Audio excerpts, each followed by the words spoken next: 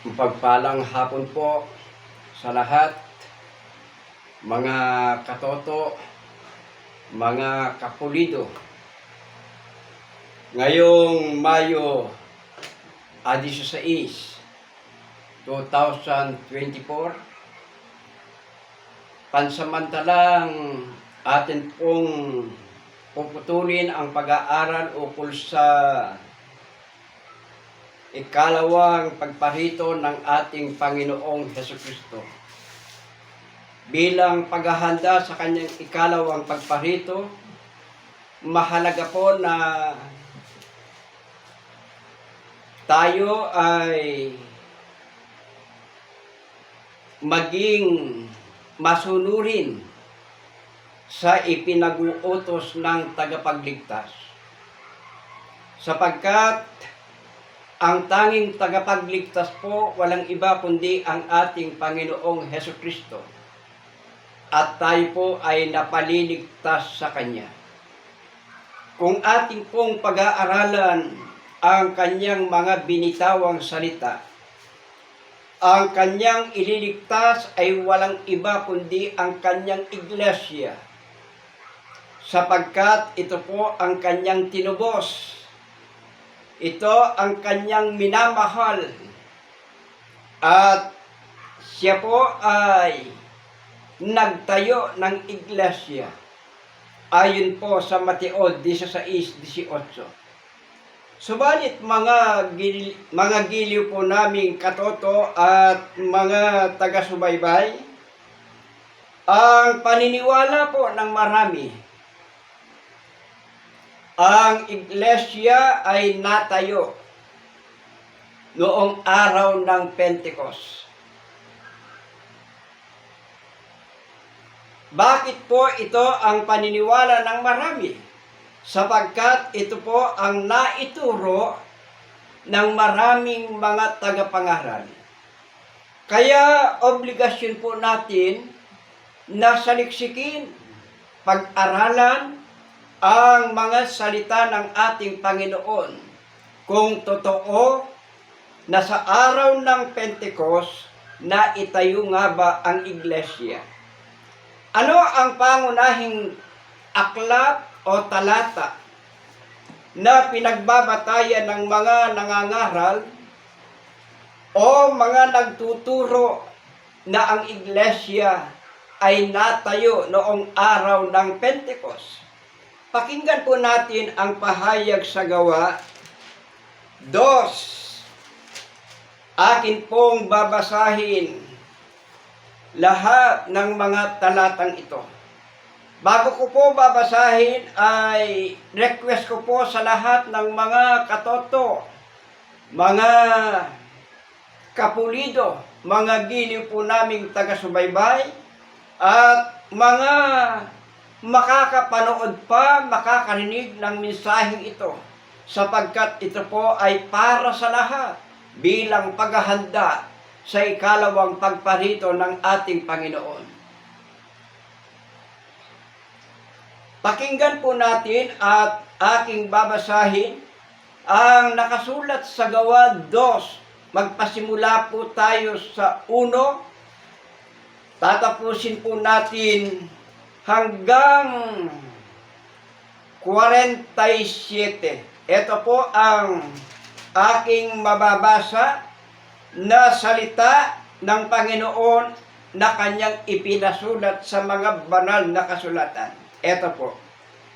At nang dumating nga ang araw ng Pentecostes, silang lahat ay nagkakatipon sa isang dako, at biglang dumating mula sa langit ang isang ugong na gaya ng sa isang humahagibis na hanging malakas, at pinuno ang buong bahay na kanilang kinauupuan.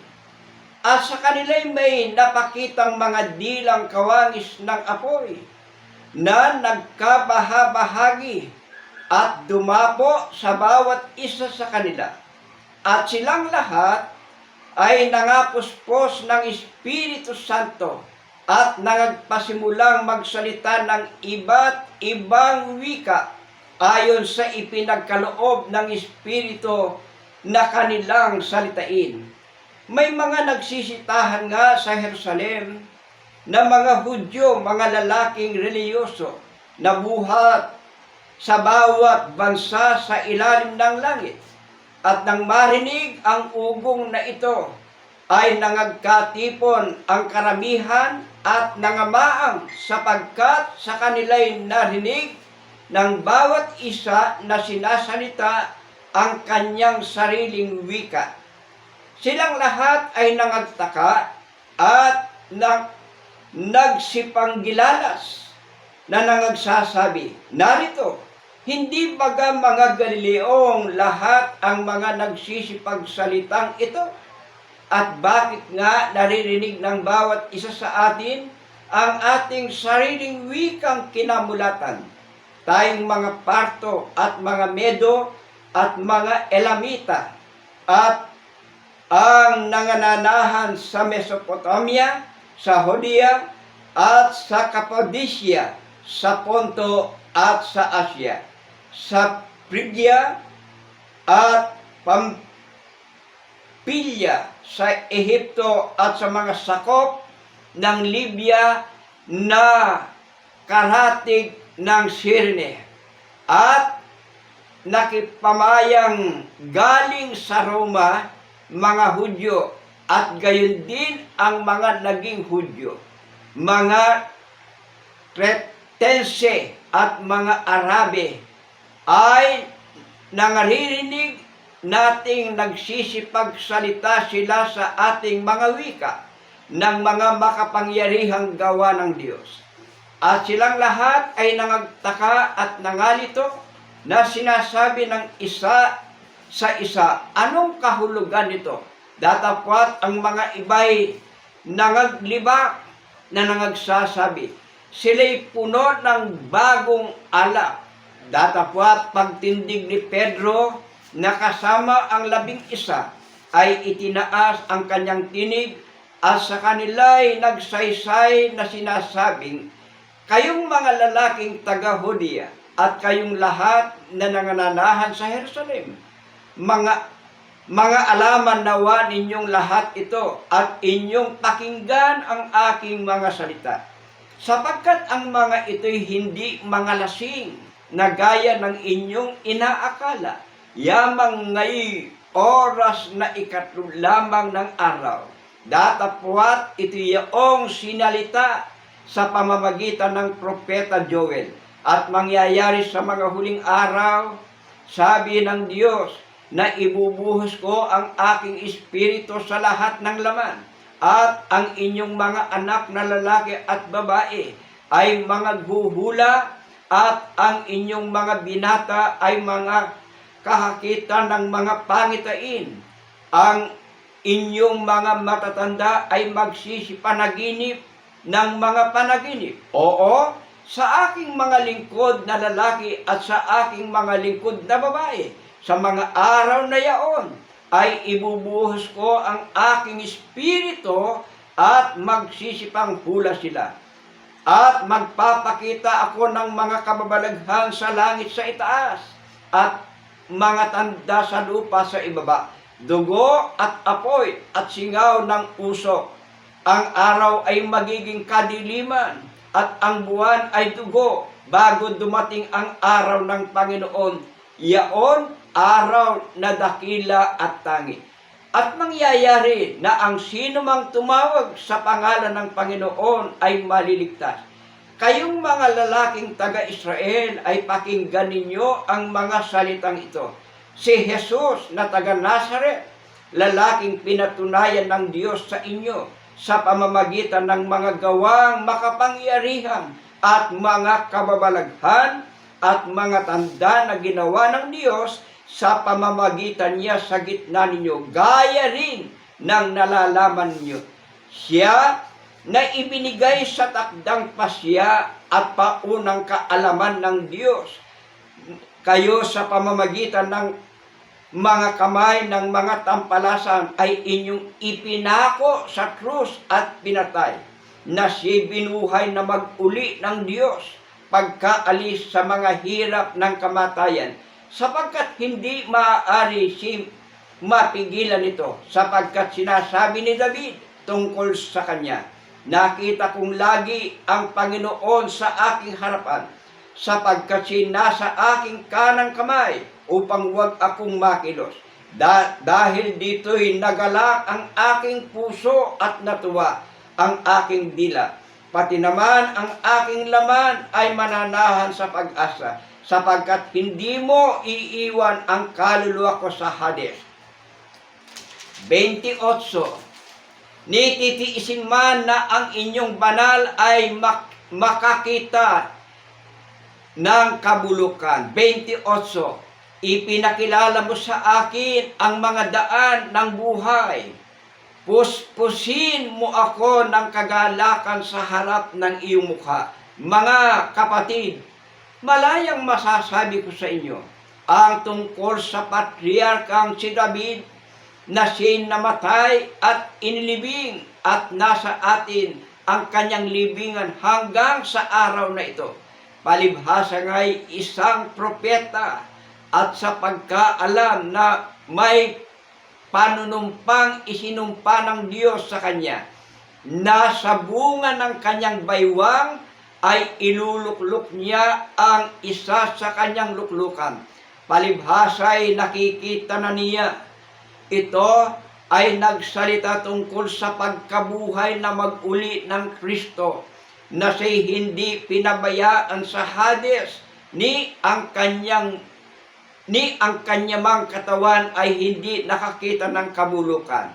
Ang Jesus na ito, binuhay na mag-uli ng Diyos, at tungkol dito'y mga saksi kaming lahat. Palibhasa nga'y pinarangal ng kanang kamay ng Diyos, at tinanggap na sa Ama ang pangako ng Espiritu Santo, ay ibubuhos niya ito na inyong nakikita at naririnig, sapagkat hindi umakyat si David sa mga langit, datapwat siya rin ang nagsabi, sinabi ng Panginoon sa aking Panginoon, maupo ka sa kanan ko, hanggang sa gawin kong ang mga kaaway mo na tungtungan ng iyong mga paa. Pakatalastasin nga ng buong angka ni Israel, na ginawa ng Diyos na Panginoon at Kristo, itong si Jesus, na inyong ipinako sa krus. Nang marinig nga nila ito, ay nangasaktan ang kanilang puso, at sinabi kay Pedro at sa ibang mga apostol, mga kapatid, anong gagawin namin? At sinabi sa kanila ni Pedro, mangagsisi kayo at mangagbautismo ang bawat isa sa pangalan ni Jesucristo sa ikapagpapatawad ng inyong mga kasalanan, at tatanggapin ninyo ang kaloob ng Espiritu Santo, sapagkat sa inyo ang pangako, at sa inyong mga anak, at sa lahat ng nangasa malayo, maging ilan man ang tawagin ng Panginoon nating Diyos sa Kanya. At sa iba pang maraming salita ay nagpapatotoo siya at nangaral sa kanila na sinasabi, magsiligtas kayo sa likong lahing ito. Yaon ngang nagsitanggap ng kanyang salita ay nangabautismuhan at nangapadaragdag sa kanila ng araw na yaon ang may 3,000 kaluluwa. At silang lahat ay nagsipanatiling matibay sa turo ng mga apostol at sa sama-sama sa pagputol-putol ng tinapay at sa mga pananalangin. At ang takot ay dumating sa bawat kaluluwa, at ginawa ang maraming kababalaghan at tanda sa pamamagitan ng mga apostol. At ang lahat ng mga nagsisampalataya ay nangagkakatipon, at lahat nilang pag-aari ay sa kalahatan. At ipinagbili nila ang kanilang mga pag-aari at kayamanan, at ipinamahagi sa lahat ayon sa pangangailangan ng bawat isa. At sa araw-araw ay nagsipanatiling matibay sa pagkakaisa sa templo, at sa pagputol-putol ng tinapay sa bahay-bahay, at nagsisikain sila ng kanilang pagkain na may galak at may katapatan ng puso, na nangagpupuri sa Diyos at nangagtatamo ng paglingap ng buong bayan, at idinaragdag sa kanila ng Panginoon araw-araw yaong nangaliligtas.